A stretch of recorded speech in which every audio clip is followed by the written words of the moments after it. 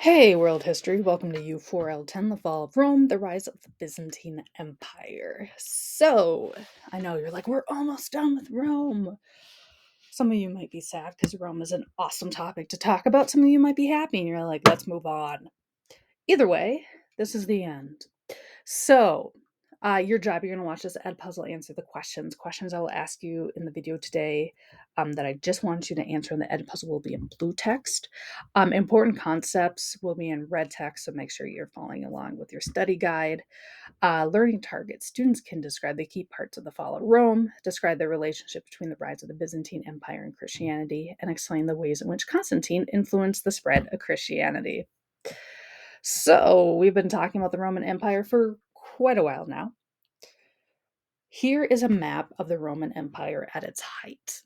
So, you can see here it goes all the way from Spain up here into Britain, along like Germany, Austria, down here through the Balkans, through Greece, and then into Anatolia, and then starting to get into more of the Middle East, like where what would have been like Assyria and Mesopotamia would be. It goes down here to places like Jerusalem, and down here throughout Egypt, and then, of course, along the northern border of Africa. So this is huge. I mean, think of it today, right? Europe is broken up into all these tiny little countries. But this is just one ruling entity. Crazy. So, spoiler alert, the Roman Empire officially ended about 330 BCE. Why and how do you think the Roman Empire fell? No, I don't know. I don't want to hear that. Give me your best guess. So, the Roman Empire did not fall within a day. It wasn't like one day everyone woke up and was like, oh my gosh, the Roman Empire is dead. No, it wasn't like that at all. It was a slow decline. So again, the official end of the Roman Empire was in 330 CE. There was multiple reasons for the fall of the Roman Empire. There's 8, according to the History Channel. They include things like splitting up the East and West Roman Empire, which we're going to talk about, invasion of outside forces, overexpansion and economic troubles, and also the rise of Christianity. We're just going to look at some of the reasons. The main reason, which is the splitting of the East and West Roman Empire, it ties in at the end with the rise of Christianity as well. So, yeah. All right, so before we get into the splitting of the East and the West, first we got to learn about this dude. His name is Emperor Diocletian, and he ruled from 284 to 305 CE. So at 284, the Roman Empire is at its height of expansion, but there's a lot of troubles within the Roman Empire. First one, inflation. Second, overexpansion. So a lot of local tribes, especially in Germany, or what would eventually become Germany, were fighting back against the Roman army. There's also the corruption of politics. So those are people who bribe their way to power. There's also a really big black market. And the problem with that for the empire is that people are buying and selling goods without paying the tax on it. So that means that the empire is not getting its tax money that it needs to run. So Emperor Diocletian has a plan. So to beat inflation, he is setting price limits on goods. So no one could sell a certain item over like a certain percent of what it's valued at. And it also didn't allow people to switch professions easily. So if you were, let's say, like a blacksmith, you could not just all of a sudden be one day like, oh, I'm going to become a farmer now. No, you could not do that. You had to keep with the profession that was like you chose already. And typically you didn't even choose your profession. Typically, like your parents or some sort of relative was that profession and you just inherited that profession. Also, he had the death penalty for anyone in the black market. So if you were caught selling, I don't know, sugar to your neighbor without selling, like, including the tax with it, you'd be put to death. Not fun. So, what about the empire or about the size of the empire. It was too big to control, and its borders were butting up against local groups, especially the modern day Germany and France. There was a lot of non Roman tribes there. So here's like France, here's Germany. What do you think Diocletian is going to do?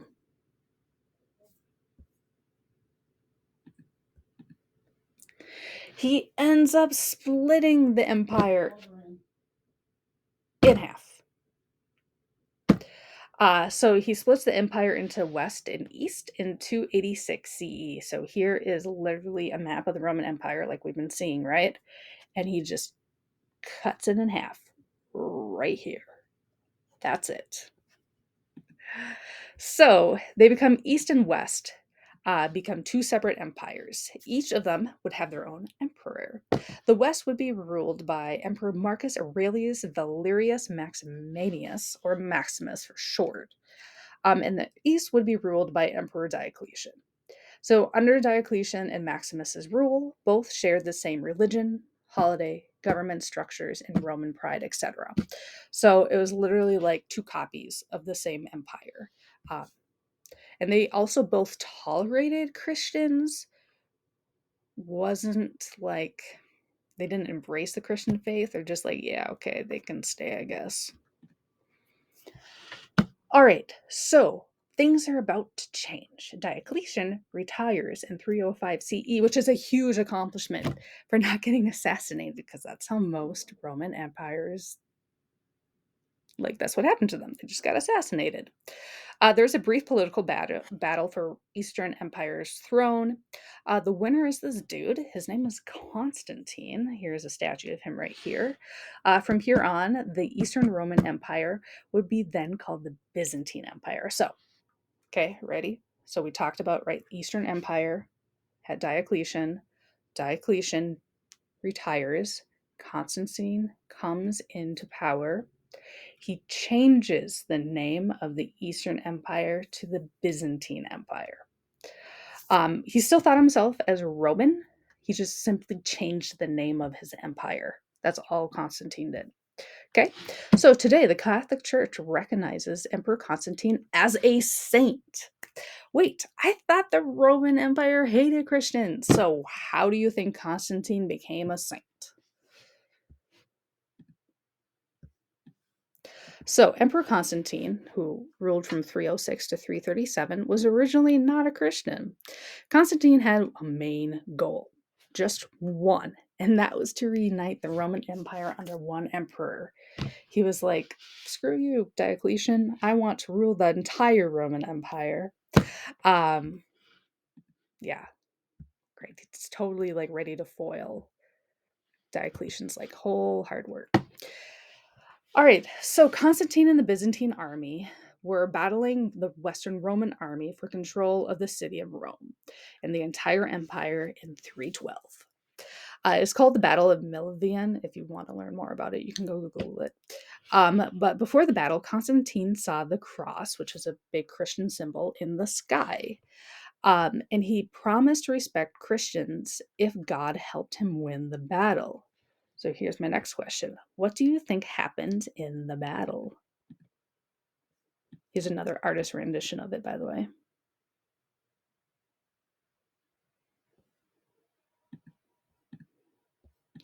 Yes, Constantine and the Byzantine army won the battle, and they can gain control of the city of Rome and the entire Roman Empire. So Constantine made a law called the Edict of Milan, and that ended persecution of Christians. It also gave them freedom for Christianity to worship wherever they like, so no more basement churches like we saw a few slideshows ago. He also gave them financial support to Christian church throughout his reign. So not only did he legalize it, he actually supported it with his own money. So it is still a debate if Constantine really wanted to support Christianity to either actually believing in Christianity or just simply jumping on board because it's a popular religion and he wanted to see popular to like the people, or if simply he just wanted to unite Western and Eastern Byzantine empires under one religion. So kind of a big debate of why he wanted to become Christian. And honestly, it could be all three. Constantine must have been a pretty devoted Christian, right? Like he's giving money to these churches being built.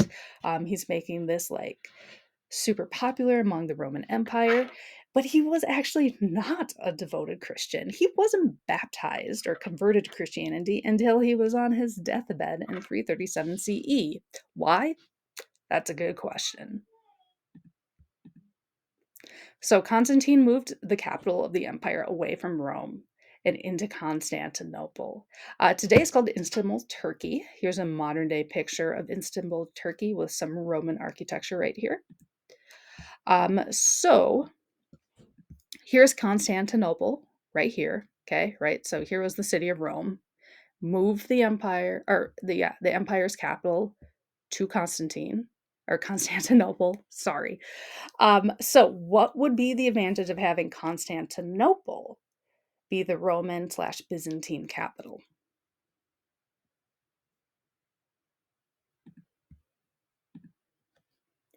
So the borders are of the Black Sea, the Aegean Sea, and the Mediterranean Sea. So a lot of waterways for trading, people moving in and out.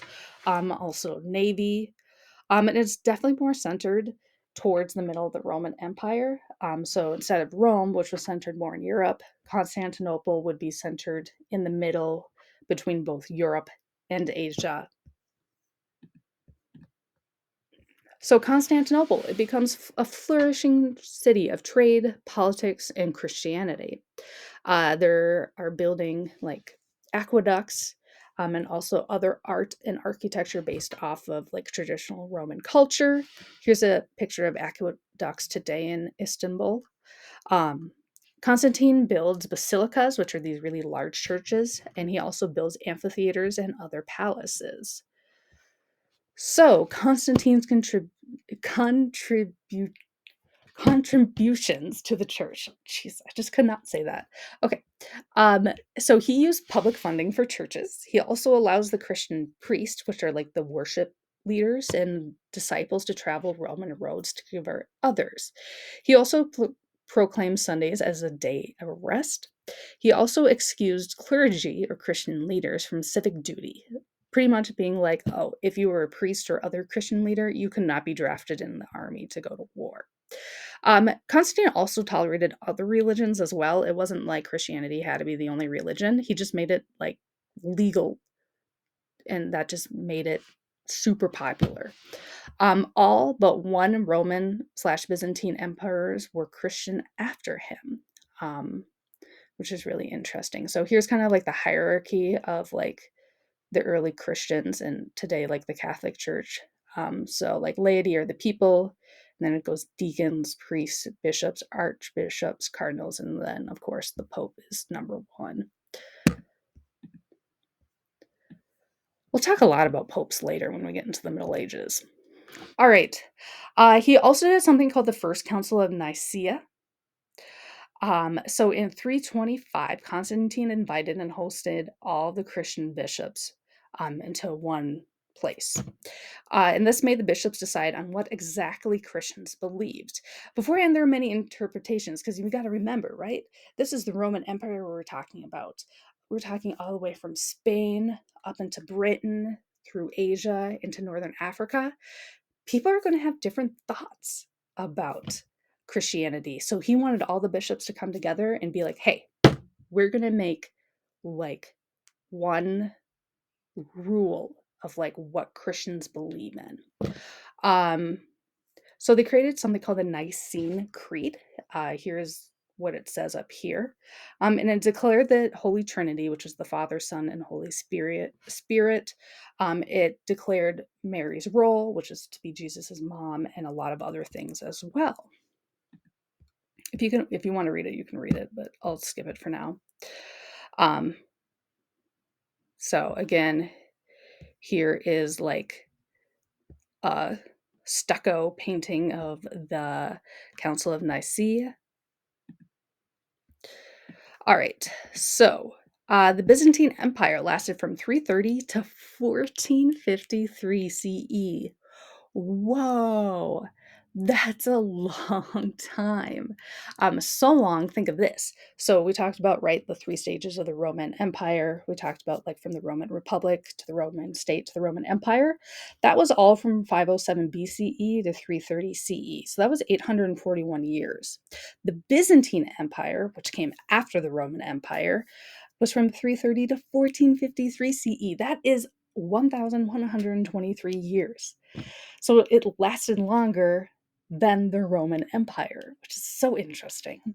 The people of Byzantine Empire always thought of themselves as a continuation of the Roman Empire. They never really thought of themselves as like a split from the Roman Empire.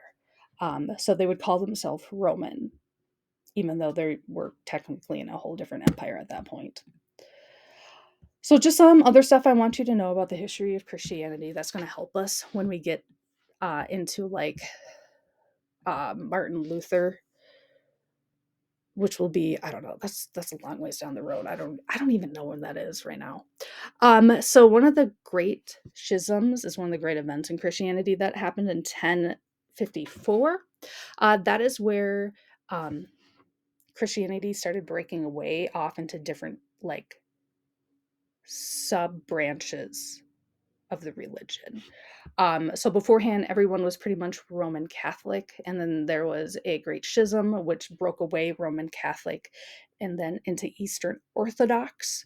And then Roman Catholic, some people broke away from that, and that's going to happen with Martin Luther in the 1500s, and they become Protestants. And then from there, over time, that breaks away into different like sub branches like Lutheran, Methodist, Presbyterian, Baptist, Evangelical, and Mormons. There's a bunch of other ones too. I just didn't like put them in here. And then the Eastern Orthodox then splits two into Greek Orthodox and Russian Orthodox. There's also the Coptics, which are Christians who are from Egypt and Ethiopia. They're pretty cool. They make like, I think they're the ones that make churches like in the ground. It's like super interesting. Anyway, I won't get too off a topic here. So here is a picture of or a map of the majority religion by country. So you can see here most of the Western Hemisphere, especially like North and South America, are Christians. We'll talk about Islam in a few units from now. I think that's unit 6. Also talk about like Buddhism, Hinduism. We'll talk all about that. And this is kind of a cool map. It's from 2010, so I know it's already 13 years old, but it's like the newest one I could find. But it's kind of cool where it's a map of like what sub-branch of Christianity counties are.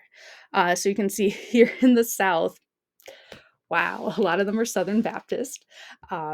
And then up here, like in Minnesota, this kind of a mix between Catholic and Lutheran, with a few like other religions mixed in. You can see over here, there's kind of like some Methodist over more in like West Virginia. It's kind of cool. It's a cool map. All right, so next up, you're going to finish the U4-L10 study guide, and then you're going to complete the U4 summative. So the Unit 4 summative, let me exit out of here real quick. You're going to choose, it's going to be like a role-playing summative. So you're going to pretend that you're writing a letter to a pen pal. So step 1, you're going to choose one character role and pretend that you're the character while writing a letter to a pen pal. The role you can choose from are below. Make sure you highlight the one that you choose in yellow. So you can either be a middle-class Roman child, upper-class Roman child, a nurse or pedagogue, lower, middle, or upper-class woman, a Vestal Virgin, relative to any other Roman emperor, a member of the Christian church, a gladiator. And if you have any other ideas, just let me know first and I'll okay it. So as your character, you're going to write a letter to a pen pal who doesn't know much about your life in the city of Rome. You're going to write to them about your daily routine as a Roman or a special event that occurred to you recently in the city of Rome. In this letter, you must include at least 4 vocabulary words or themes, okay, from the Unit 4 lessons. Below is a list of those words and themes. I have also included a link to the rubric here, but the rubric's also pasted on the bottom of this. Your letter has to be a minimum of 300 words, not including these instructions. You can't be like, well, what do you mean? There's already like words here. No, not including the instructions. They have to be 300 of your own words. If you don't know how to find out your word count, just watch that video or see that link there. So vocabulary, words, and themes that you can use. So again, you need at least 4 of them. Include Roman state, Roman Republic, Palatine Hill, Julius Caesar, Romulus and Remus, Roman Emperor, Roman Senator or Senate, Imperial Cult, Emperor Nero, Emperor Caligula, Emperor Vespasian, Emperor Valerian, Christianity, Disciples, Bible, Martyr, Martyrdom, Perpetua and Felicity, Vestal Virgins, Gladiator, Colosseum, Bulla, Nurse, and Pedagogue. Big thing real quick. Nurse. Last year, a lot of them, like you can tell the students who actually don't do any of my videos, and they're like, oh, the nurse helped me back from the hospital. If you actually watch the video about what a nurse is, you would know that that's actually not what a Roman nurse is. Okay? So just be really careful about that one. Paterfamilias, Roman baths, Forum Augustus, Constantine, Diocletian, Constantinople, Edict of Milan, Byzantine Empire, praenomen, nomen, cognomen, aqueducts, arch, as in using it in an engineering term. You can't just throw that word out there. You have to like give me detail on the word arch, okay? You're going to begin writing your letter below. Remember, it needs to be at the perspective from one of the people that I list above. You have to have at least 4 vocabulary words or themes, and it has to be at least 300 words long. If you have questions, email your teacher, either me or Mrs. Hinkle, okay? We are here to help you. Awesome. All right. That is all I got for you. Again, if you have questions, email your teacher. If you want to learn more, email me. My office hours are Mondays from 12 to 1. Mrs. Hinkle's are from Wednesdays from 2 to 3. If you're in my class, make sure you do the weekly check-in. So do the Unit 4 summative. I hope you have a great Thanksgiving break. Let me know if you need anything. Bye.